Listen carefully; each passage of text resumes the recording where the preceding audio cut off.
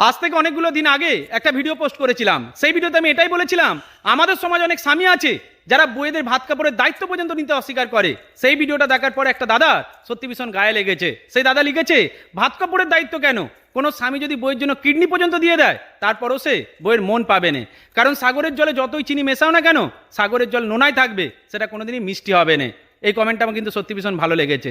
দাদা, তোমার যুক্তি আছে, তুমি একেবারেই সত্যি বলেছো। সাগরের জলে মিষ্টি মেশালেও, চিনি মেশালেও কখনো সেটা মিষ্টি হয় না। কিন্তু দাদা, মেয়েদের মন পাওয়া যায় না, এই ধারণাটা তোমার ভুল, সেটা আমি প্রমাণ করে দেব।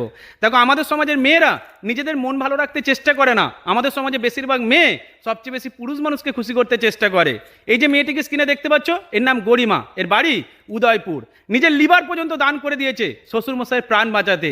আমাদের এই সমাজে অনেক শ্বশুরমশাইয়ের জন্য স্বামী স্ত্রীর সম্পর্ক নষ্ট হয়ে গেছে। শ্বশুরমশাইয়ের জন্য অনেক বৌমাকে ভাড়া বাড়িতে দিনের পর দিন থাকতে হচ্ছে, অথচ সেই সমাজে একজন বৌমা শ্বশুরমশাইয়ের প্রাণ বাঁচাতে নিজের লিভার পর্যন্ত দান করেছে। সুতরাং এটা থেকে প্রমাণিত হয়ে যাচ্ছে, মেয়েরা নিজের জীবনের থেকে পুরুষ মানুষের জীবন বাঁচাতে সবচেয়ে বেশি চেষ্টা করে। আর একটা কথা শুনে রাখো, সাগরে যেরকম মিষ্টি মেশালে সেটা মিষ্টি হবে না, ঠিক সেরকমই সাগর থেকে এক বালতি জল নিয়ে এসে এক বস্তা চিনির ওপরে ঢাললে চিনিটারও স্বাদ পরিবর্তন হবে না। এটাই সত্য। ভালো থাকবেন প্রত্যেকে।